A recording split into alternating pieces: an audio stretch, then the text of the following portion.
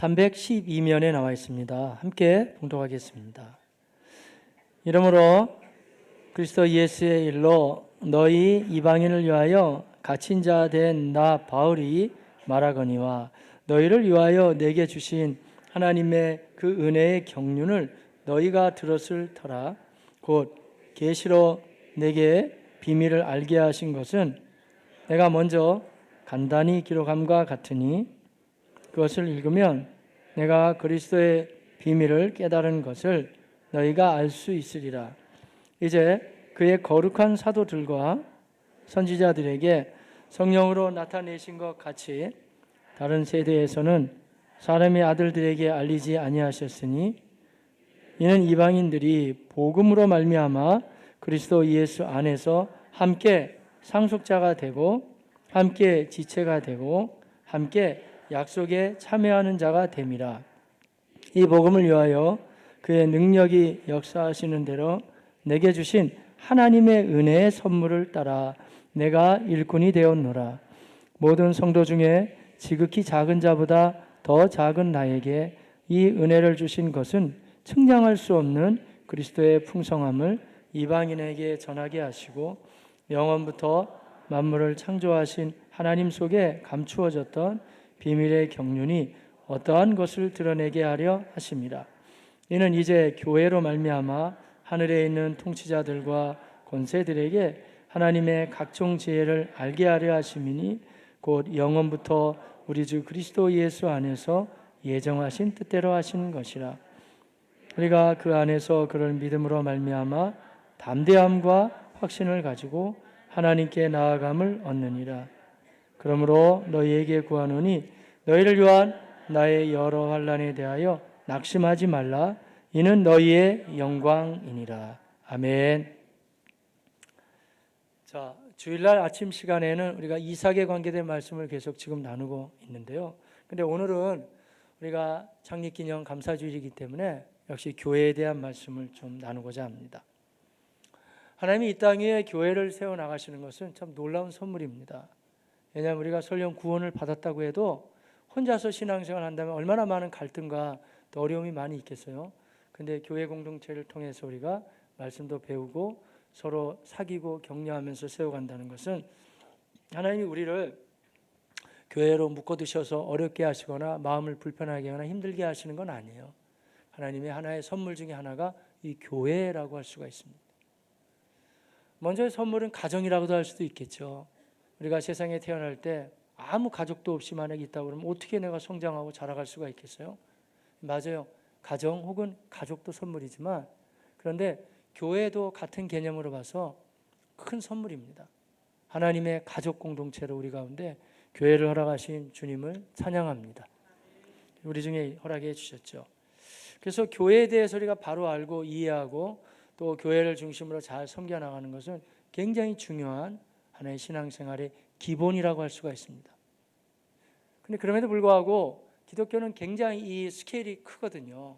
그러니까 뭐 교회가 중요한지 뭐가 중요한지 방향성을 때로는 잃어버릴 수가 있어요.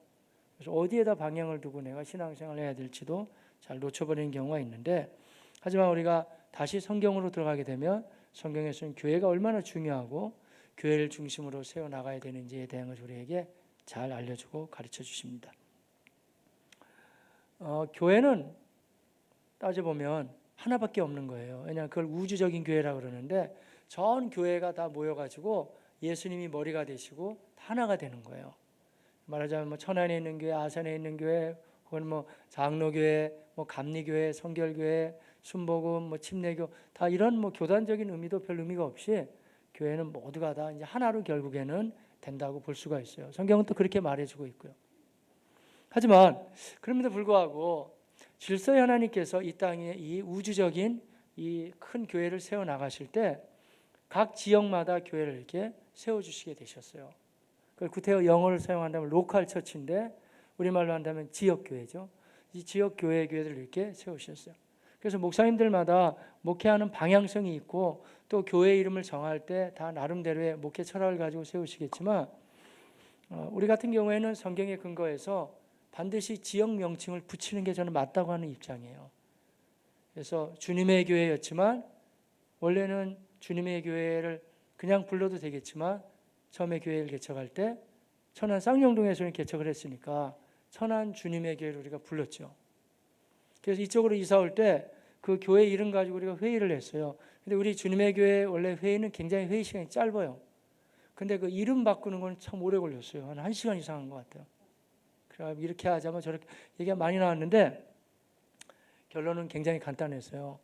우리가 천안에서 사역할 때는 아무래도 쌍용동 안쪽에 있었기 때문에 아산에서 오시는 분들이 그렇게 많지는 않으셨거든요. 근데 그중에 아산 시민 되는 성도님이 발언하셨어요. 그래서 이렇게 얘기하더라고요. 우리 그쪽으로 가서 아산이라는 이름 안 붙여보니 섭섭합니다. 또 그러더라고요. 그래서 그럼 섭섭하면 안 되니까 좋습니다. 그래가지고 1시간이 넘게 회의를 한 다음에 우리가 그 이름 가운데 우리가 천안하고 아산도 붙입시다. 해가지고 이렇게 이름이 길어진 거예요. 아마 우리나라에서 제일 긴 이름 중에 하나일걸요. 천안 아산 주님의 교회 해가지고 좀 길잖아요. 근데 왜 그러냐면 이 지역은 여기까지가 지금 아시다시피 이제 천안 불당동이거든요. 그래서 여기 몇 발자국 건너가기는 또 아산이잖아요. 그래서 실제적으로 우리 교회 성도님들이 한번 제가 손 들어보라고 하면 지금 금방 여기 판가름이 날걸요. 한 반은 아산에서 오시고 반은 천안에서 오세요 지금. 그러니까 이름이 아주 절묘하게 맞는 이름이에요. 천안 아산 주님의 교회. 그래서 그 지역 명칭에 맞춰서 원래 붙이는 거예요. 왜 그러냐면 교회의 사명은 지역 교회의 사명이 있거든요. 너무 스케일이 크면 안 되는 거예요. 아무리 커도 말이죠. 만약에 우리가 천안 아산도 그렇고 좋아요. 대한민국 주님의 교회를 부릅시다. 그러면 이름이 스케일은 뭐 아직 크지만 좀 지역에 대한 개념이 얼마 없을 거 아니에요. 대한민국 주님의 교회 그러면 그런 건 어울리지 않고 적어도 한 지역을 책임진다 하는 의미가 성경은 맞아요. 그래서 에베소 교회, 골로새 교회 또 아니면은 빌립보 교회 그러잖아요. 그 지역 자체를 말하는 거거든요. 자, 그런 식으로 우리가 하나님께서 모든 교회를 하나로 모아 가시지만 그 지역 교회에 대한 개념이 굉장히 중요하다는 거예요. 그래서 우리는 전 교회를 다 섬기는 것이 아니라 우리가 섬기고 있는 그 지역 교회를 중심으로 해서 잘 신앙생활을 하면 또 전체를 다 섬기게 되는 격이 되는 거죠. 이렇게 이해하면 좀 빠를 것 같아요. 우리 형제님들 우리 군 생활하잖아요. 그래서 푸른 제복을 딱 입는단 말이에요. 그러면 우리 다 군인이에요. 대한민국 군인 맞아요. 그런데 내가 푸른 제복을 입었다 그래서 한 번은 이쪽 부대 가서 잠자고 오고 그 다음 날 이쪽 부대 가서 근무하고 그거는 뭐 얘기가 안 되잖아요. 똑같은 군인이지만 나의 자대가 있는 거거든요. 자기가 근무하는 자대 배치를 받게 되면 그 속에서 이제 사단 마크나 군단 마크를 딱 단단 말이에요. 그래서 나는 거기에 배속되어 있는 사람으로서 그 부대에 내 충성되게 하면 전체 대한민국 군대를 움직여가는 거가 되겠죠. 그런 비슷한 의미예요. 그렇게 따져나가면 개념상으로는 전 우주적인 교회가 맞지만은 현실적으로는 우리가 각자가 섬기는 그 교회에 대한 개념이 굉장히 중요한 거예요. 따라서 우리가 교회를 이제 예수님을 처음 믿을 때는 무조건 오셔야 되지만 뭐 이사를 가거나 교회를 선택할 때는 심사숙고해서 교회를 선택하는 것도 괜찮죠. 왜냐하면 여러 교회를 한번 본 다음에 내가 과연 새로 와서 어디에 가서 잘 적응할 것인가 이런 거예요. 그런 다음에 한번 교회를 결정하게 되면 특별히 자기 거주지가 바뀌기 전에는 그냥 뭐 열심히 하는 게 그게 맞는 거예요. 그래서 저희 교회는 등록 안 하셔도 자꾸 등록하라고 뭐 졸르거나 뭐 등록하세요 이렇게 많이 안 하잖아요. 물론 몇몇 분들이 안타까운 마음으로 하실 수는 있겠지만 저는 그렇게 권면을 거의 안 한 것 같아요. 그냥 본인들이 알아서 할 부분이고 이제 안 믿는 사람이면 하지만 적극적으로 이제 처음 예수 믿을 때는 그분들이 교회 안에 뿌리를 받고 자랄 수 있게 해줘야 되고 또 그렇지 않은 경우에는 빨리 선택은 해야 되겠지만 좀 심사숙고할 수 있게 해야 되겠죠.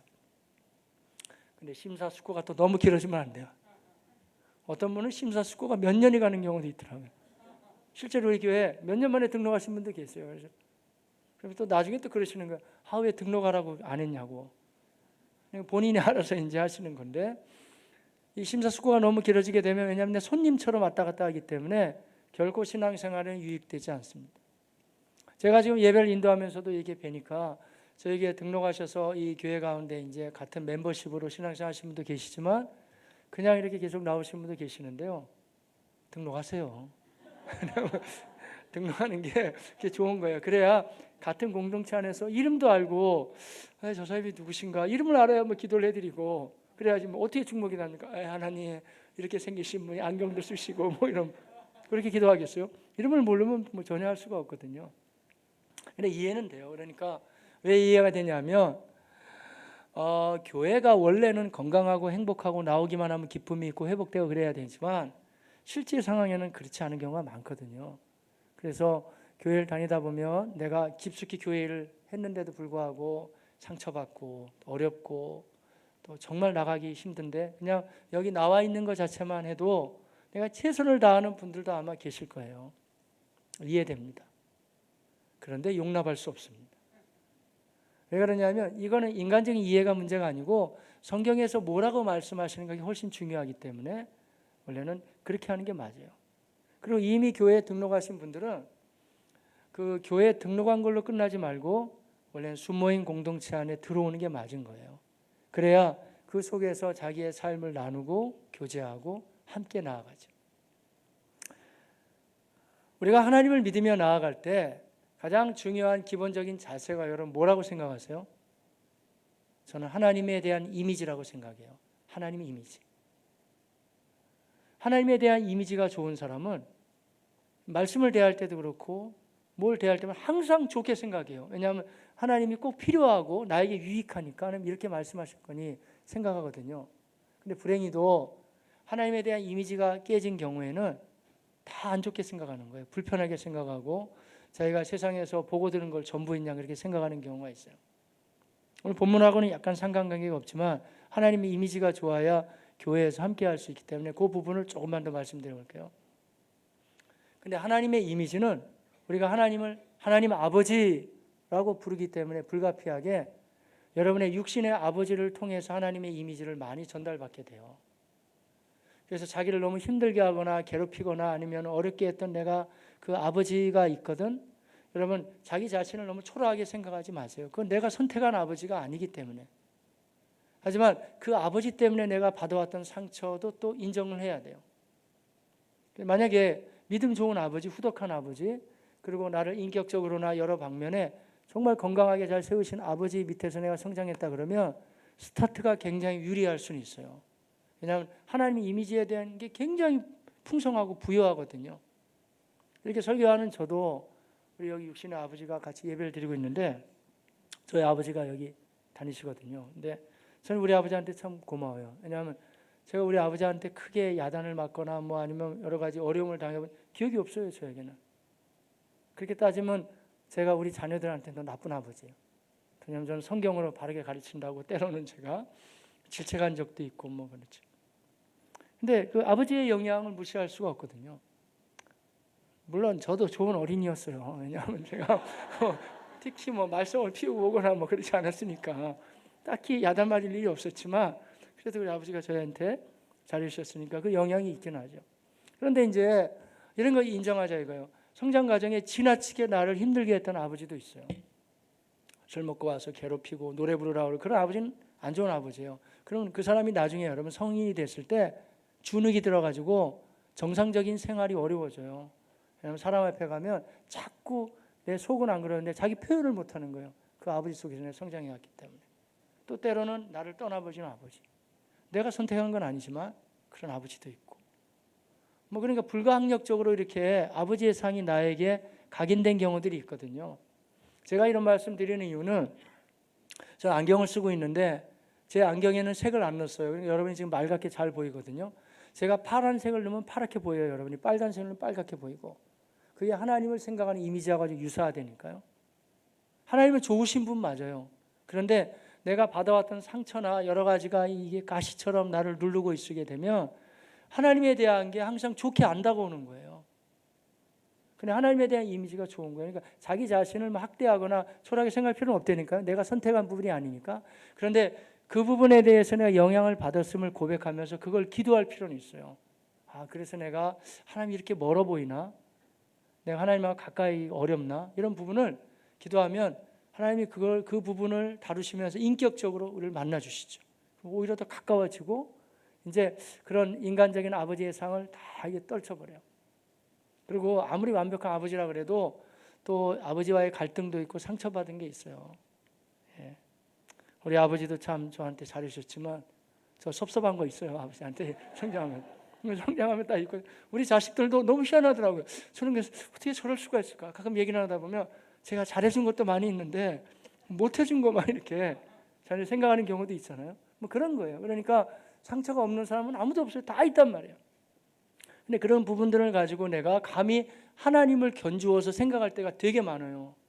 그래서 말씀을 들을 때도 이거는 뭐 내가 막 걸러내는 거예요. 근데 그렇게 하지 마시고 저는 항상 하나님이 너무 좋은 하나님이라고 생각하는데 이 말씀을 대할 때 필요하니까 나에게 주셨고 그분은 나에게 유익하게 하시길 원한다. 이런 기본 자세들이 분명해지시기를 바라겠습니다. 교회도 마찬가지예요, 여러분. 생각해 보세요. 이치적으로 한번 생각해 보자고요. 교회를 다 수용하기 어려우면 하나님의 세계의 말씀은 원체 심오하기 때문에 영적으로 심오하고 어려우면 하나님은 영적 세계만 관장하시는 분이 아니고 우리 육의 세계도 관장하시잖아요. 그래서 우리의 평범한 생활로 가지고 내려오면 이해되는 게 되게 많아요. 자, 한번 생각해 볼까요? 우리 조금 전에 아가를 축복했지만 세상에 아가가 태어났어요. 생명이 있죠, 아가한테. 근데 누군가가 저 아가를 돌봐주고 먹여주고 입혀줘야 잘 성장할 거 아니에요. 그런 면에서는 우리의 믿음의 선배들, 뭐 기독교 강요에도 칼빈도 말하고 그랬지만 하나님의 아버지라면 교회는 어머니입니다. 이렇게까지 표현했는데 그 표현은 거의 적절한 표현이에요. 왜냐하면 마치 교회가 자꾸 돌봐주는 거예요, 그 사람을요. 믿음 안에 세워주고 든든하게 세워갈 수 있어요. 우리 교회만 해도 오늘부터 확신반을 하잖아요. 그런데 이 확신반을 통해서 세움을 받은 사람은 거의 다예요, 여러분. 굉장히 확신반을 통해 변화가 되거든요. 그럼 만약에 우리가 멤버가 오늘 아침에도 일부 예배 끝났는데 어떤 분이 물어보시더라고요. 우리 교인이 아닌데 저한테 확신반을 너무 하고 싶다는 거예요. 그래서 제가 그건 못합니다 그랬어요. 왜 그러냐면 마치 남의 교인을 어떻게 뭐 뺏어오는 그런 분위기가 나잖아요. 그거는 안 하는 거예요, 여러분. 왜냐하면 목회도 윤리가 있기 때문에 할 수가 없죠. 근데 교회 공동체 안에 거하게 되면 일단은 어머니의 역할을 하니까 양육을 하잖아요. 세워줄 수도 있고 같이 교제할 수도 있고. 이렇듯이 이 교회 공동체라는 것을 하나님이 본래 우리에게 주셨을 때는 그것을 괴롭히고 어렵게 하고 우리를 뭐 어떻게 옥죄이게 하고 그렇게 하기 위해서 주신 게 아니에요. 혼자서는 내가 살아갈 수 없기 때문에 같은 공동체를 주셔서 같이 격려하고 기뻐하며 든든히 세워져 나가는. 단 지금 이 마지막 시대에 지금 다원주의 시대거든요. 포스트 모더니즘. 여러분도 알게 모르게 이 철학적인 분위기에 많이 편승하고 있고 그래서 그냥 혼자다. 다 혼자 다니는 거 생활에 굉장히 익숙해 있고 그런 사고방식으로 들어가 있어요. 우리가 시대를 부인할 수 없기 때문에. 그리고 알게 모르게 교회 내에서 받았던 상처도 있고 아픔도 있기 때문에 교회에 들어오기가 굉장히 어려운 거예요. 그런데 다행스러운 것은 그럼에도 불구하고 풀은 마르고 꽃은 시들어가도 주의 말씀은 변함이 없습니다. 여기에 지침이 있기 때문에 그건 세상적인 얘기였고 성경의 지침을 따라가면 되는 거예요. 그래서 하나님이 나를 사랑하시고 나에게 가장 선한 것을 주신 하나님이 교회라는 공동체를 묶어주시고 그것도 같이 나눌 수 있는 소그룹을 주셨다는 것은 이거는 우리 교회가 인위적으로 만든 게 아니에요. 저는 또 인위적인 방법을 잘 하지도 못하고 교회 안에 이거 하나님께서 이미 사도행전 같은 데 보면 다 이런 조직으로 우리에게 만들어 주셨어요.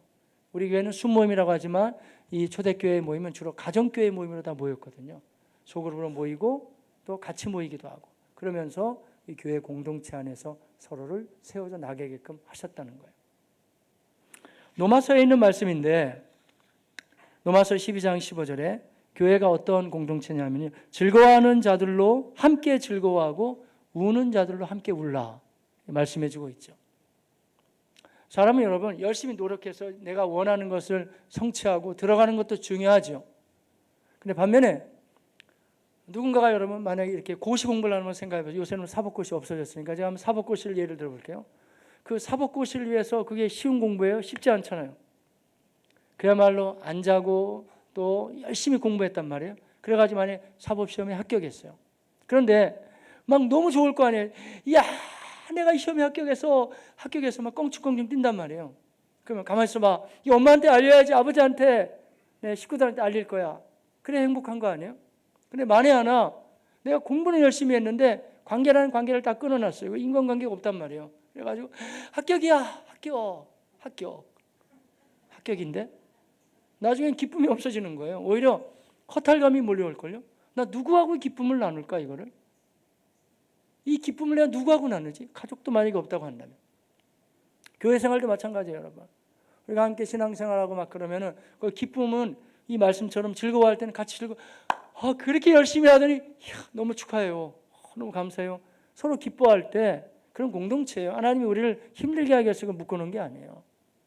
같이 즐거워할 수 있고, 특별히 저는 이 주님의 결성에 너무 감사한 부분이 교회에 등록한 지 며칠밖에 안 되는데도 사랑하는 성도님들이 그들을 위로하겠다고 참 많은 조문객들이 와요. 저는 매번마다 제가 조문 그 예배를 드리면서 인사하죠. 제가 교회를 섬기는 담임 목사로서 지금 이 성도가 등록한 지 얼마 됐든지 안 됐든지 여러분들이 최선을 다하는 것에 대해서 제가 감사의 말씀을 드립니다. 너무 고맙게 생각합니다. 지난번 장례에도 마찬가지고, 그건 가족이 또 얼마 안 계시더라고요. 근데 모두가 다 같이 가서 위로해주고 기도해준다는 거, 그런 개념이에요. 하나님이 이 땅 위에 우리 주 예수 그리스도를 보내셔서 십자가의 구원으로 말미암아 누구든지 믿기만 하면 구원에 이르게 하셨지만, 왜 구태여 그들을 교회 공동체로 묶어주셨냐면은 하나님의 계획과 하나님의 생각 가운데는 그것이 훨씬 유익하기 때문에 같은 교회 공동체를 섬기고 또 그 안에서도 서로 면밀하게 섬겨갈 때 훨씬 더 그리스도의 부유함을 누릴 수 있게 될 것입니다. 왜냐하면 하나님의 계획이기 때문에 아무도 부인할 수 없어요. 어쩌면 영적으로 해석한다 그러면 어둠의 세력들이 여러분으로 하여금 교회에 대한 상처와 왜곡된 이미지를 줘가지고 자기 나름대로의 주관을 가지고 세우게 할 수는 있을 거예요. 그러나 항상 기준은 성경이 되시기를 바라겠습니다. 성경이 뭐라고 말씀하시는가? 제가 역사 얘기를 한번 해볼까요? 성경 역사는 이렇게 우리에게 말씀해 주십니다. 예수님이 오시기 전에 하나님이 아담과 하와를 중심으로 해서 에덴 동산이라는 곳을 주셨잖아요. 그들에게 누리라고. 그런데 불행히도 인간은 따먹지 말라고 하는 열매를 따먹어버리고 다 죄인이 됐어요. 하는 짓들이 몇만 죄만 짓고 있어요. 인생이 그 당시는 오래 살았는데도 맨 죄만 짓고 그러니까 결국에는 다 인생이 갈라지게 됐고 그렇게 됐어요. 그런데 하나님이 한 사람을 택하십니다. 그 사람이 아브라함입니다. 그리고 그 한 사람을 통해서 하나님 한 민족을 세워나가십니다. 한 나라를 세우게 되는데 그 나라와 민족이 이스라엘이었습니다. 왜 이스라엘이 구약에는 중요했냐면은 하나님은 항상 공동체로 움직여 가시는 것이 하나님의 성향이거든요. 그런데 하나님이 이스라엘이라는 나라를 세우셔서 그 땅 위에 누가 오실 때까지 그 역할을 감당하게 했냐면은 우리를 구원해 내시는 예수님이 오시기 전까지 이스라엘의 구약의 이스라엘, 지정학적으로 팔레스타인에 있는 땅은 그 역할을 감당하기를 하나님이 원하셨어요. 그게 하나님의 계획이었어요. 그래서 어김없이 그 땅에 우리의 구주 예수님은 팔레스타인 땅에 오셨습니다. 그래서 갈보리 언덕에서 주님이 십자가를 지시고 그리스도께서 죽으시면서 선언하셨어요. 다 이루었다. 굉장히 많은 의미가 함축되어 있습니다. 테텔로스타이라는 헬라어 안에는요. 일단은 인류의 모든 죄와 삶의 문제를 내가 해결해 버렸다. 다 지불했다. 이런 얘기도 되고, 그리고 예수 그리스도의 사건을 한결같이 구약에 있는 모든 예고편이 다 성취된 의미로 나타나고 있거든요. 그야말로 예수님이 다 이루신 거 맞습니다, 여러분. 다 이루신 거예요. 이렇게 되자 이제 같은 유대인들이었지만 예수 그리스도를 제대로 믿는 사람들은 이렇게 아주 단호하게 선언합니다. 사도 바울을 위시해서 이제 하나님의 사람들이 한결같이 선포했던 게 뭐냐면요, 이제는 더 이상 육적인 이스라엘이 아니요, 이제는 영적인 이스라엘입니다. 그러니까 더 이상 육적인 유대인이 아니고 영적으로 예수 믿고 거듭난 그 사람들이 이제부터는 하나님이 새로운 일을 시작하시는, 말하자면 달리기로 따지면 이제는 더 이상 이스라엘의 육적인 일은 마무리되는 거고 그 바톤이 이제는 교회로 넘어가는 거예요. 그래서 영적인 이스라엘이 누구냐면 그게 바로 교회라는 거예요. 교회. 이게 중요한 거예요, 여러분. 바톤이 넘어가는 거예요. 그러니까 만약에 생각해 보세요. 여러분, 성경을 아시는 분들, 구약의 이스라엘 백성은 이스라엘 안에 거해야지. 그러면 그 사람들이 혼자 막 각계 전투로 혼자 돌아다니고 살아남기도 어렵겠죠. 똑같은 이치예요, 여러분. 그래서 마지막 시대의 마지막 하나님의 플랜은 교회입니다, 여러분. 교회를 통해서 주님이 그 일을 쭉 진행해 나가시길 원하는 거예요. 오늘 본문에 하면 이 사실을 사도 바울이 발견해서 뭐라고까지 얘기하냐면 이 놀라운 하나님의 계시 그리고 하나님의 비밀 미스테리온에 대해서 제가 지금 이야기를 하겠습니다 하면서 쭉 진행하다가 교회를 통해서 이렇게 역사하십니다 라고 딱 표현해 주고 있습니다. 자, 그래서 제가 개인적으로는 뭐 여러분 교회를 등록하세요, 뭐 아니면 수모임에 들어가, 저도 마음이 약해요, 여러분. 그런 거 개인적으로 이제 얘기 못하지만 적어도 창립 감사 기념주일 이쯤 되면 제가 그 얘기를 단호하게 하죠. 왜냐하면 그게 성경적으로 맞기 때문에. 뭐 선택은 여러분이 하셔야 될 부분이지만 성경은 적어도 그렇게 우리에게 정확히 말씀해 주시고, 그래서 그 한 교회 멤버십으로 움직여야 되고, 그것도 지역 교회 움직여야 됩니다. 또 나아가서는 교회에 등록하신 분들은 그냥 등록이 문제가 아니고 그 안에서의 수모임 공동체 안에서 같이 즐거워하고 때로는 슬퍼하고 이렇게 나눌 수 있는 공동체가 되어져야 한다는 거예요. 물론 처음에 자기를 개방하기는 굉장히 어렵고, 지금 사회생활이 그래서 그래요. 때때로는 가정이 깨진 경우, 내 자신을 고백할 수 불편한 경우, 뭐 이런 경우가 있어요. 근데 그럼에도 불구하고 우리가 만약에 나의 아픔까지도 내가 공개할 수 있고 같이 울어주고 기도할 수 있다면 그의 삶은 참 행복한 삶이에요. 그리고 제가 알기로는 우리 주님의 교회 수모임은 대부분 다 그런 모양새를 많이 가지고 있어요. 그것도 이제 목사님마다 지향하는 방향이 좀 다르겠지만 우리 교회는 부부 수모임을 안 해요. 어떤 경우에는 가정교회라고 해서 이게 부부끼리 모이는 경우도 있지만, 왜 안 하냐면 저는 개척 초기에 해보니까 부부 수모임이 좋기도 하고 나쁜 점이 있어요. 좋은 점은 분위기가 좋아서 좋고, 왜냐하면 서로 간에 눈치를 보기 때문에 분위기가 나빠질 수가 없어요. 잘못했다가는 또 돌아가서 또 싸우니까. 근데 이제 나쁜 점은 뭐냐면요, 이 순모임 공동체가 깊이 다룰 수가 없어요. 그냥 남자 여자가 같이 섞여 있기 때문에. 그래서 오히려 남자 공동체, 여자 공동체가 훨씬 더 같이 나눌 수 있고 함께 할 수가 있더라고요. 자, 이와 같이 우리가 같이 나누게 되는 교회라는 것은 잘 몰라서 제대로 알게 된다면, 야, 교회가 이렇게 영광스러운 곳이구나, 그리고 하나님의 마지막 계획이 교회에 있구나 하는 것을 알게 된다는 것이죠. 자, 사도 바울이 깨달았던 고백을 한번 같이 읽어보겠습니다. 에베소서 3장 9절부터 보십니다. 함께 보겠습니다. 영원부터 만물을 창조하신 하나님 속에 감추어졌던 것인데 이 비밀의 경륜이 이제 어떠함을 드러내게 하려 하시. 도대체 뭘까요? 자, 10절. 이는 이제 교회로만, 자, 하나님의 비밀이 드러나기 시작하고 하나님의 놀라운 계획이 있는데 뭐로 말미암아 된다고요? 교회로 말미암아. 교회로 말미암아라는 말은 헬라어는 디아호 에클레시아, 영어로 한다면 뚜루더 처치, 교회를 통과하면서 하나님이 교회를 꼭 반드시 교회를 통해서 일하신다, 이렇게 말씀하시죠. 교회로 말미암아. 그 다음에 하늘에 있는 통치자들과 권세들에게 하나님의 각종 지혜를 알게 하려 하심이니 곧 영원부터 우리 주 그리스도 예수 안에서 예정하신 뜻대로 하신 것이라. 아멘. 교회를 잘 모르게 되면요, 사람은 자기의 생각과 그 판단을 가지고 이렇게 많이 얘기합니다. 그러면서 사실은 어떻게 보면 교회만큼 전 연령대가 모여 있는 데가 없어요, 여러분. 대학을 가도 대학생들 몰려 있고, 선교단체를 가도 청년이나 뭐 어린 친구들 이렇게 있는 거지, 뭐 모든 연령대가 같이 모여서 예배 드리는 건 이게 쉬운 게 아니거든요. 근데 교회는 거기에 특징이 있고, 그래서 하나님이 그 교회를 통해서 일하시는데, 그래서 얼핏 보기엔 제가 군대 얘기를 했는데, 교회를, 우리 교회는 그래도 건강한 모습이 많이 있지만 보면은 교회마다 문제가 많고요. 또 군대로 따지면 그야말로 오합지졸 군대 비슷한 거예요. 훈련도 그렇고 나이도 그렇고 학벌 다 달라요. 남자 여자 다 모여요. 전 연령층이 다 모여요. 근데 어떻게 그 힘 있는 공동체로 세워진다는 게 꽤 어렵죠, 여러분. 오히려 대학에 가가지고 깔끔한 강의를 하는 게 더 빠르겠죠, 여러분. 근데 하나님은 그렇지 않고 여전히 교회를 통해서 일하신다, 그렇게 얘기하시는 거예요. 하늘에 있는 통치자들과 권세들에게 하나님의 각종 지혜를 알게 하신다. 해석학적인 약간 차이가 있어서 어떤 분들은 이 모든 권세라는 것은 세상의 정치인들 이런 사람으로 보기도 하긴 해요. 물론 그런 것도 권세라고 할 수는 있겠죠. 그러나 바울의 서신에서 주로 권세는 하늘의 세력을 말해요. 뭐 천사라든지 아니면 특히 어둠의 세력들, 마귀 사단의 집단들 얘기한단 말이에요. 그러면 그래도 이 교회는 건강한 모습이 많이 있으니까 감사해야 되겠고요. 근데 또 때로는 교회들이 연약한 모습도 있잖아요. 안타깝지만 서로 싸우기도 하고 막 법적 소송으로 가기도 하고 서로 미워해서 갈라지기도 하고 뭐 이런 문제가 많이 있잖아요. 그런데 그런 모습을 보면서 이 어둠의 세력들이 어떻게 볼까요? 하나님이 뭐 교회를 통해 일하신다고? 아니 저렇게 맨날 싸우고 문제 많은 무슨 교회를 통해서 뭐 일을 하시냐. 이러면 교회를 향해서 가소롭게 생각하고 우습게 여길 수도 있겠죠. 어쩌면 지금 세상 분위기도 그렇잖아요. 여러 교회에 대한 여러 가지 편향적인 얘기들 많이 하죠.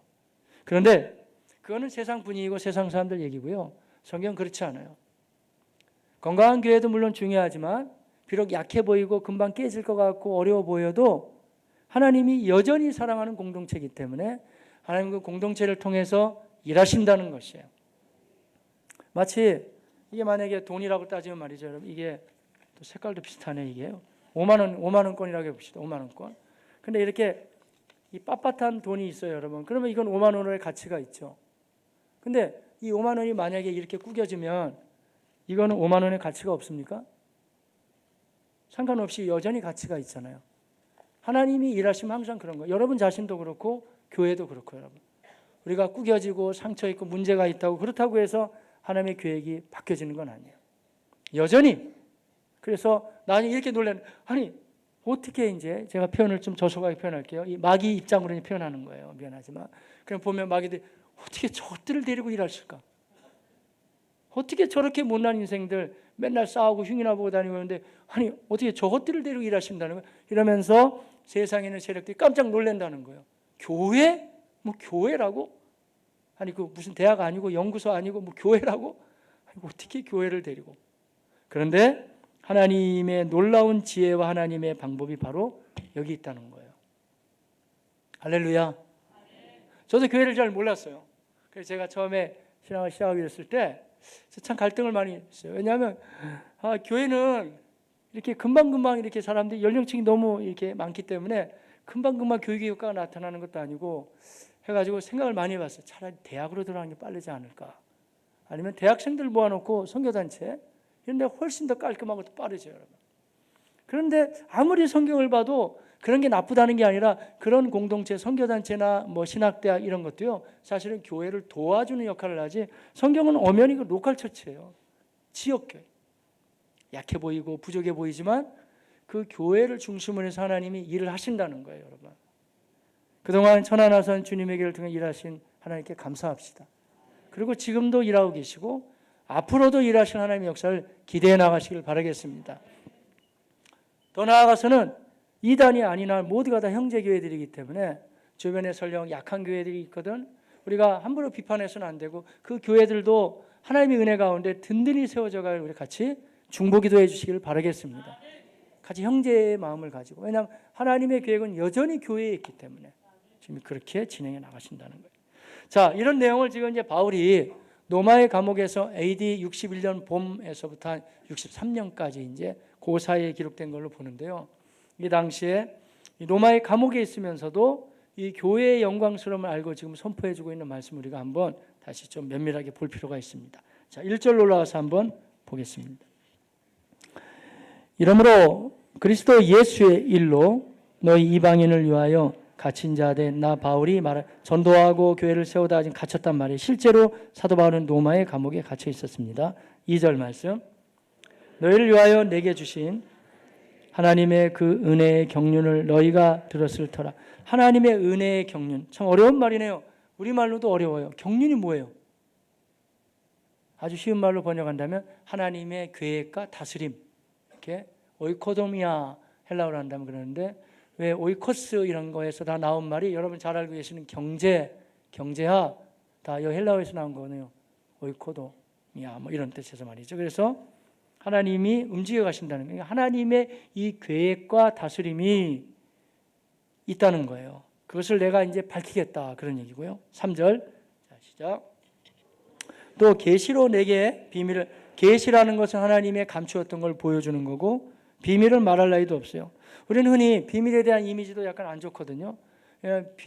비밀인데 아무리 집사님 비밀이야. 절대 얘기하면 안 돼.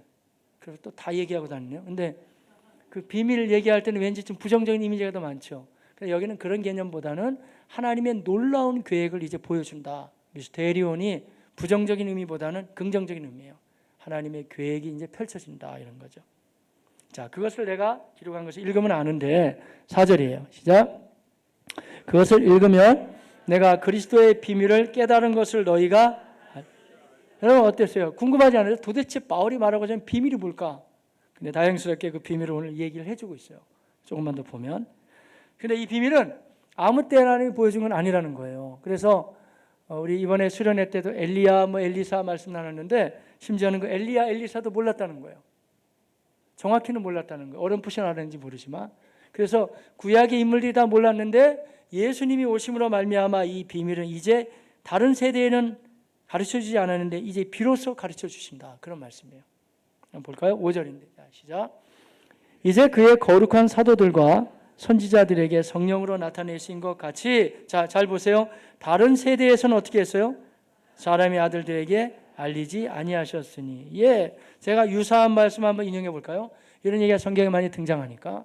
히브리서 1장 1절로 2절에 하면 옛적에는 선지자들, 구약의 선지자들을 통하여 여러 부분과 여러 모양으로 우리 조상들에게 말씀하신 하나님이 이 모든 날 마지막에는 이제는 더 이상 필요 없어요.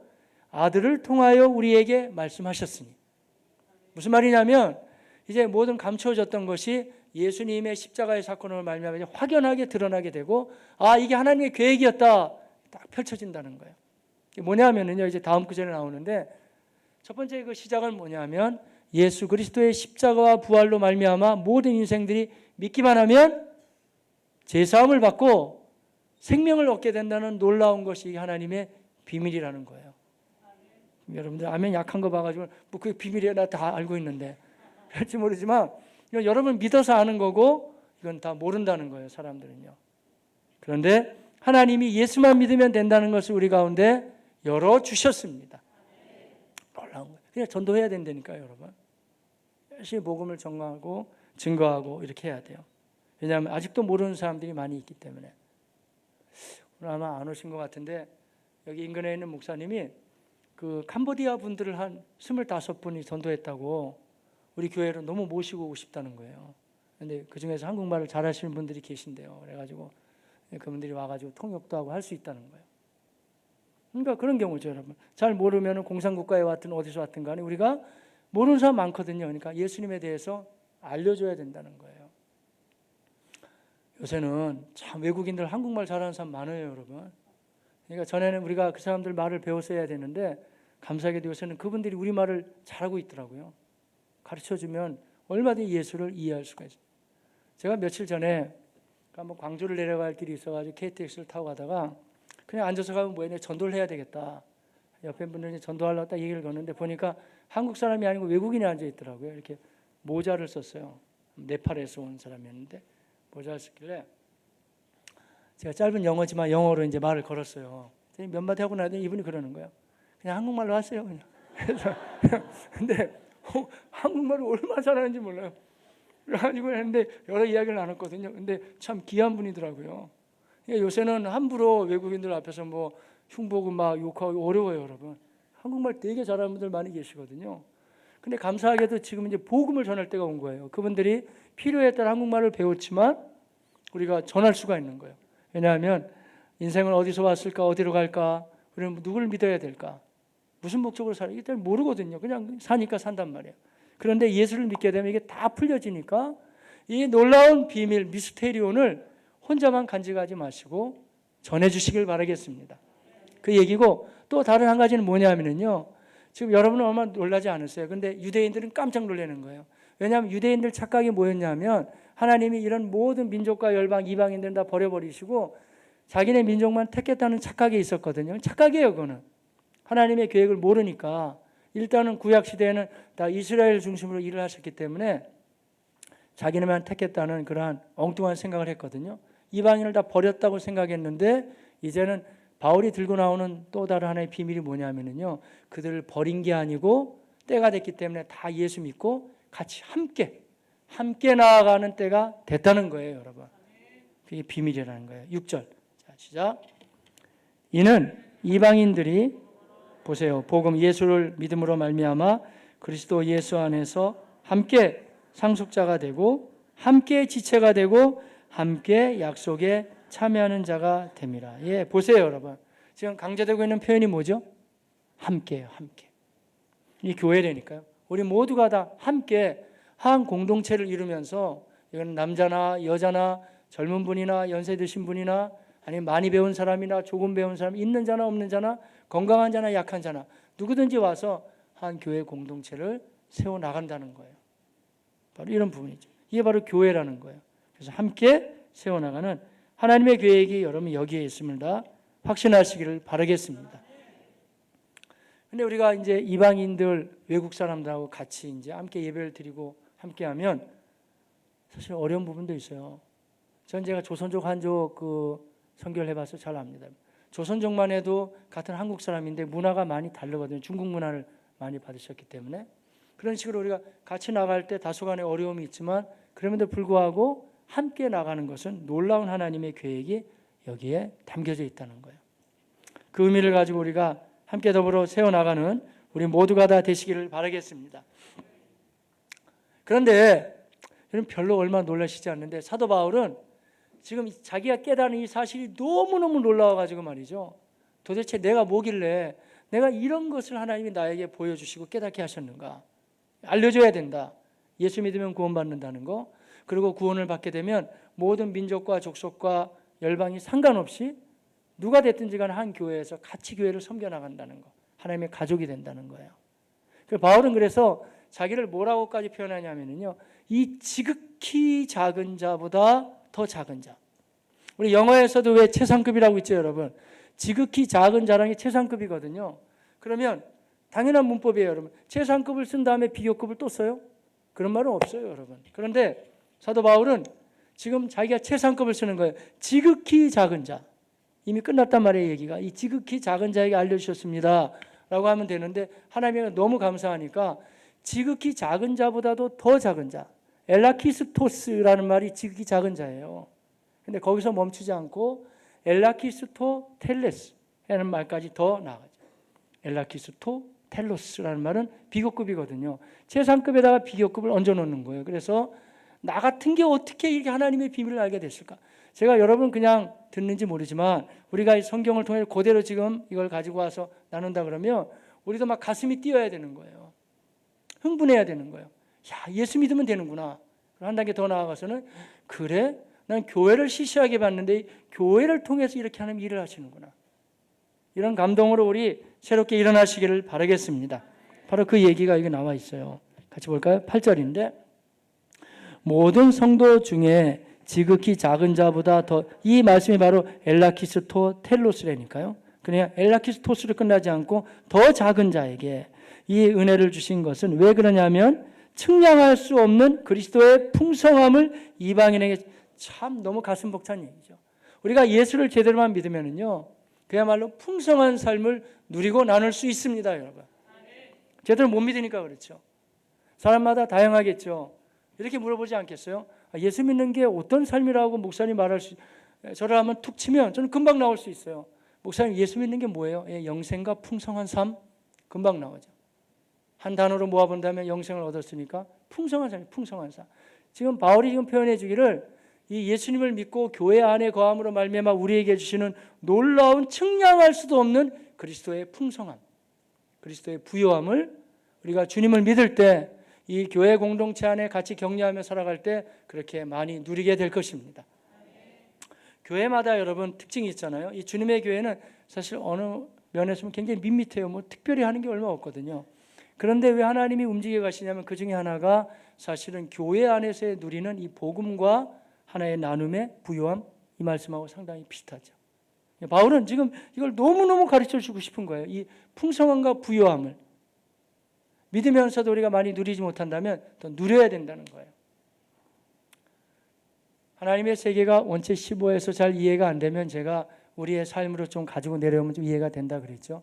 한번 제가 적절한 비유를 한번 해볼게요. 우리 자녀들을 굉장히 귀하게 여기시잖아요, 여러분.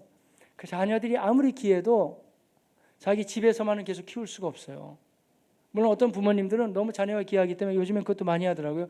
공교육이 많이 무너지다 보니까 홈스쿨 하는 말, 홈스쿨. 홈스쿨도요, 중학교까지 하기 벅찰 거예요, 여러분. 고등학교 할 수 있어요. 그럼 만약에 한번 극단적인 예로, 목사님 저는 우리 자녀들 대학도 못 보내요, 불안해서. 학사고시 시키세요, 학사고시. 그럼 다 집에서 유치원부터 시작해서 대학까지 다 한번 시켰다고 가정을 해봅시다, 여러분. 그럼 집에서만 살아요? 사회생활 안 하냐고요. 나가야지, 관계를 맺어야지. 아무리 귀하고 소중해도 정상적인 삶을 살아갈 수 있게 해줘야 되잖아요. 비슷해요, 여러분. 신앙생활 하는데 만약에 아무리 제가 여기 지금 뭐 바울이 이렇게 신비하게 얘기를 해도 알아요. 저도 교회 공동체 안에 들어올 분이 계시고 안 들어올 분이 계시죠. 그러면 미안합니다만은 믿음이 성장을 안 해요. 어느 정도 내 유지는 하겠죠. 내 유지. 하나님은 그렇게 말씀하지 않았기 때문에 이 풍성한 교제와 나눔 속에서 물론 아픔도 있겠죠. 또 때로는 어려움이 있을 수도 있고 불편하기도 하고. 하지만 그 가운데 우리 주님이 주시는 측량할 수 없는 그리스도 안에 있는 부요함과 풍성함이 넘치게 될 것입니다. 적어도 하나님은 그렇게 우리에게 말씀하셨으니까. 근데 우리 마음을 아프게 하는 것은 이 사회 구조가 이렇게 돼가지고 가정마다 또 상처가 있거나 아픔이 있거나 또 혹은 내가 보여주기 쉽지 않은 그런 영역들이 있을 수 있어요. 그러니까 참 나누기가 어려운 거예요. 그러나 그럼에도 불구하고 용기를 내가지고 조금씩 나눠보세요. 그러면 그래도 다 성령의 사람들이고 하나님의 사람들이기 때문에 우리에게 힘이 되고 능력이 되면 됐지 반대가 되진 않을 거예요. 그래서 그리스도 안에 있는 측량할 수 없는 이 은혜를 다 누리시기를 바라겠습니다. 자, 그래서 우리가 이 담대한 마음을 가지고 나가야 되는데요. 자, 12절 시작. 우리가 그 안에서 그를 믿음으로 말미암아 이제 다 말씀드렸고요. 그래서 어떻게 해야 돼요? 담대함과 좀 어려워도 확신을 가지고 하나님께 나아감을 얻느니라. 13절도 말씀해주고 있지만 여러 가지 일로 인해 낙심하지 말고 그대로 나갈 수 있는 우리가 다 되시기를 바라겠습니다. 말씀을 맺기에 앞서서 한 가지는 저는 지금 이 복음과 교회가 얼마나 하나님의 계획이고 중요한지에 대한 말씀을 드렸어요. 하지만 우리의 삶의 현장에서는요, 우리의 삶을 나누고 교회를 세워나간다는 것은 녹록하지 않습니다. 어려울 수가 있어요. 그래서 몇 가지 지침을 가지고 우리가 말씀을 저는 마무리했으면 해요. 하나는 사람의 이야기에 너무 귀를 기울이지 마시고 성경으로 근거를 삼으면서 하나님이 우리를 구원하셨고 사랑하신다는 걸 근거로 해서 이 교회의 부요함에 대한 기대감을 가지시기를 바라겠습니다. 맨 교회가 다 그렇고 그렇지 뭐 그렇게 하지 마시고 항상 성경을 근거로 해서 그래 하나님이 적어도 이 교회를 통해서 일하실 수 있을 거야 하는 기대감이 있으시기를 바라겠습니다. 그 기대감은 막연한 기대감이 아니라 하나님과 그분의 말씀을 신뢰하는 기대감. 더 나아가서는 이제 하지만 내가 그렇게 아무리 기대를 하고 있어도 막상 우리가 뭐 교회 생활하고 또 같이 나누고 하기에는 힘들 수가 있거든요. 그럴 때는 좋으신 아버지 앞에 고백을 해야 됩니다. 하나님, 교회가 성경을 보니 맞기는 맞는 것 같은데 저는 제 성향상 그렇게 하기도 어렵고 제가 그동안에 교회에서 받아왔던 상처도 있고 제 기질이 이게 상당히 어렵습니다. 근데 그걸 가지고 여러분 평소에 뭘 가지고 기도를 하세요? 그걸 가지고 기도를 하는 거예요. 하나님과 실제적인 기도를 많이 해야 되는 거예요. 그 부분을 놓고 기도하는 거예요. 하나님, 제가 이게 맞는 말씀이지만 제 살면서 이걸 펼쳐가니 상당히 어렵습니다. 저를 도와주십시오. 여러분의 그 진생활하고도 또 눈물의 기도를 하나님은 결코 외면하지 않으십니다. 그걸 가지고 기도를 하는 거예요. 그리고 잘못된 부분에 대해서는 회개하십시오, 여러분. 자꾸 합리화하지 말고 이 부분을 제가 몰라서 그리고 제 아집과 제 생각으로만 너무 모아갔는데 하나님 이 부분에 대해서는 제가 고백합니다. 고백할 필요가 있겠죠. 그 다음에 우리가 하나님 앞에서 구하는 거예요. 하나님, 제가 이 교회를 더 부여롭게 하신다는 하나님의 은혜를 기대하옵나니 성령 충만함을 주셔서 제 힘 가지고는 할 수 없지만 하나님의 능력을 가지고 교회를 교회답게 그리고 성도가 성도답게 살아갈 수 있게 인도하여 주셔서 우리가 현수막에 걸려있듯이 이제는 이 건강한 교회 정도가 이걸 뛰어넘어서 우리 안에서만 우리가 서로 간에 격려하고 즐겁게 하고 또 눈물 닦아주는 것이 아니라 이 세상 자체가 지금 어렵습니다. 세상을 향해서도 여기에 빛이 있다고 우리가 권면해 갈 수 있는 하나님의 사람들이 되게 하여 주십시오. 그렇게 구해 가시기를 바라겠습니다. 저는 개인적으로는 뭐 각자의 다 부르심이 있겠지만 제가 말이죠, 교회의 영광을 발견하고 난 다음부터는요, 저는 교회 밖으로 나가기를 별로 좋아하지 않아요. 외부 활동을 많이 의도적으로 안 하죠. 왜냐하면 이 영광스러운 교회 하나를 세우는 데 할 일이 너무 많이 있는데 또 사실 일정도 바쁘고 웬만하면 나 교회 안에 일을 많이 해요. 근데 특별한 경우에 천안 세무서 신유에 참 오래 들어갔네요. 한 10년 들어간 것 같아요. 어떻게 우리 섬기시던 분이 세무공무원이셔가지고 연결해서 그런 거. 또 우리 초등학교 선생님들 신우회 뭐 그런 부분 제가 큰 맘 먹고 가는 거예요. 같이 이게 섬기고 같이 나눴던 기억들이 있어요. 그런데 그런 부분도 사실은 선한 영향력이라고 생각해요. 교회에 반듯한 영향을 받은 사람이 같이 나눌 수가 있으니까. 제가 기도 부탁을 한 가지 드리겠습니다. 이번에 나사렛 대학 총장님이 이제 은퇴를 하셨는데 우리 교회 새벽 기도를 참 열심히 나오셨어요. 저는 그분을 볼 때마다 참 제가 하나님의 사람이 저렇게 귀하구나. 사실 제가 배워야지 뭐 그분이 저한테 배울 게 뭐가 있습니까? 전 나사렛 대학을 잘 몰라요.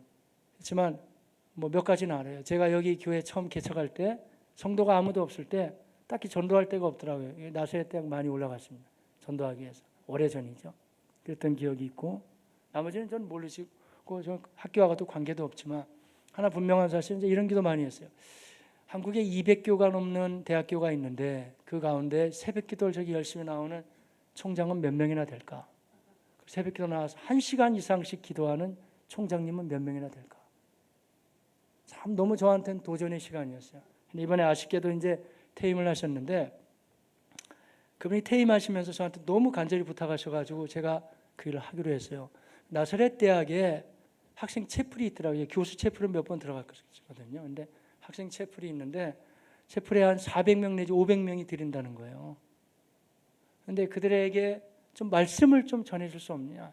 너무 말씀하셔가지고 제가 아마 수요일 당분간 오전 예배를 계속 들어갈 것 같아요. 그래서 우리 그들에게 하나님의 말씀을 나눠야 되는데 근데 나사렛 대학이 신학대학인 것 같지만 안 믿는 학생들이 이렇게 많다고 그러네요. 이참에 그리스도의 복음도 전하고 그분에게 진정한 교회의 의미도 가르쳐주고 그를 잘 세워나가는 이 교회의 건강한 영향력이 그 학교에까지 좀 옮겨갈 수 있게 기도해 주시기를 부탁을 드리겠습니다. 기도하겠습니다.